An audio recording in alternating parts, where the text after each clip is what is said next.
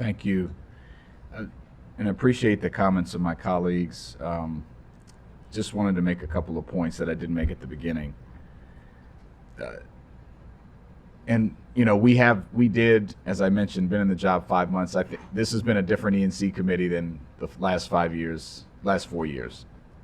We're going to continue to improve on the joint communication and how we review the budget. We've already talked to the board about some of these things, about how in our respective elected responsibilities, us as the fiduciary, the board responsible for the whole county budget, and how we set our agendas, right, at the board and at the committee and council to review more of an aligned way the same things at the same time to get the deep dive on the data. I know we've taken steps towards that in the last several months. But also, I think, and I know Council Member Mink will go into this a little more, I just wanted to frame, there's no 10% tax increase on the table right now. That's been said, it's not gonna happen. It's not happening. The committee recommendation was not on the tax increase, because as has been embedded in some of my colleagues' comments, our job was to recommend the level of funding for the school system, which can come from multiple areas, which has been also alluded to here. Savings that we've made in other parts of the county budget, et cetera. Certainly some of it has to come from the proposed tax increase because of the state law, but not all of it has to come from that. And so the decision of the tax increase, what we made a recommendation was, just to be clear, I've heard everyone say they support the recommendation. The recommendation from the committee was 9 tranches on the reconciliation list. 7 as high priority, 2 as priority. There will be things that we all have acknowledged that are on priority that make it, and things on high priority that don't make it, or vice versa, because it's all on the list. Today is not the decision of what those things are. Today is the amendment before the body is to increase from priority to high priority one of those 9 tranches. That's the amendment.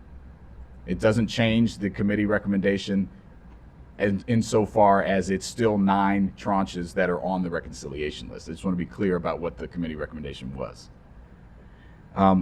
Now, the gap that was mentioned, and I do want to confirm this between the staff, what the level of cut would mean. You know, there's been reference to, well, you can find 22.3 million because that's the number that we did actually remove in the committee.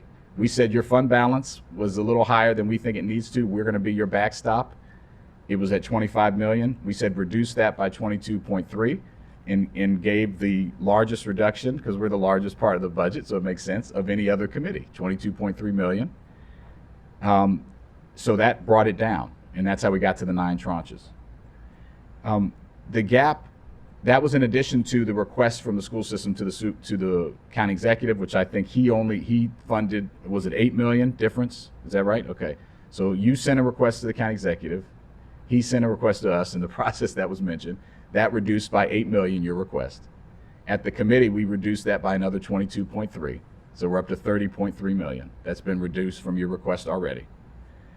The proposal here and what you've made, and I want to get clarity on this, if you're only given 7 tranches, however it's given to you, through property tax or cuts from other area, if you're only given 7 tranches of 22.3 million, I heard you say, and I want to confirm with our staff in the school system, that would create a $74 million gap. What was that number? And what was that? What did that include? So the 203 million that we've already talked about for compensation, that I think everybody is in agreement is very important. Absolutely. But also equally important from the school district's perspective is $45 million in inflationary costs and costs for the 2,000 new students that we will be welcoming to MCPS next fall. Without funding, because gas is going up, food is going up, Sure. Those costs are going up. We're getting the new students whether they're funded or not. So if that $45 million is not funded, it will mean cuts to the classroom. So in addition to the 200 million that all of the people in this room want to see funded, we also need to account for what our children need, and that requires an additional $45 million on that just to maintain the services we're providing today. Right, and so we all agree on the $203 million for the contracts, so the $45 million gets us, that is 200, and it's dangerous, a 48. lawyer doing math, that's gonna be 248 million, right? And so, Ms. McGuire, the 7 tranches would fund how much?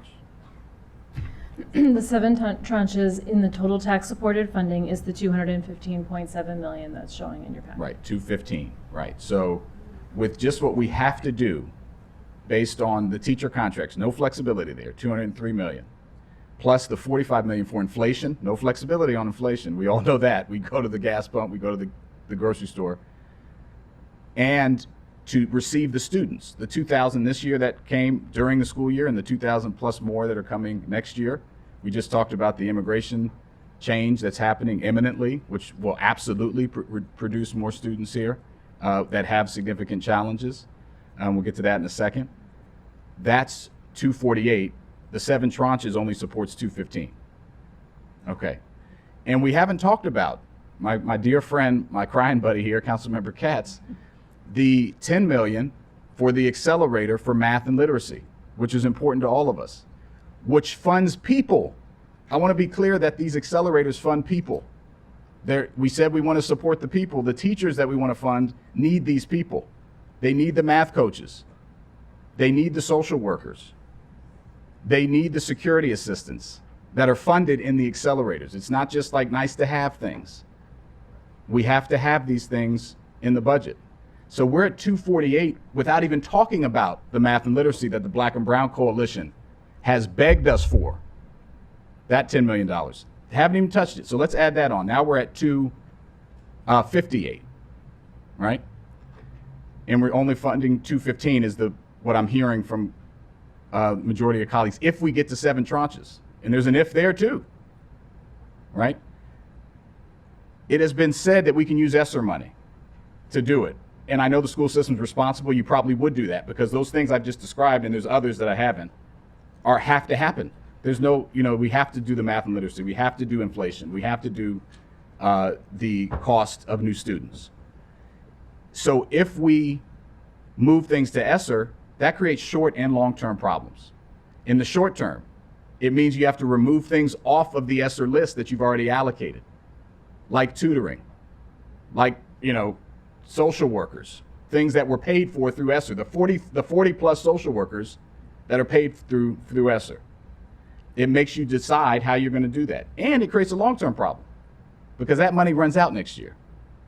And things that need to be built into the base budget will not be.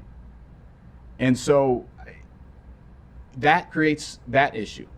Then it's been suggested, well, you have money that you can find outside of that within the base budget. Let me just say, I agree. I'm sure there is some in a system that is this big. I don't think it's $75 million.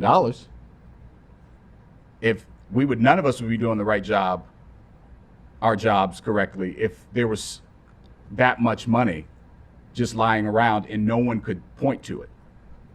And I just want to reiterate something you said that's been frustrating to me, and we will dig into this with the base budget review between this year and next year, working with the board in the system and with colleagues, but we're going to do this on the NC committee. You have my commitment on that.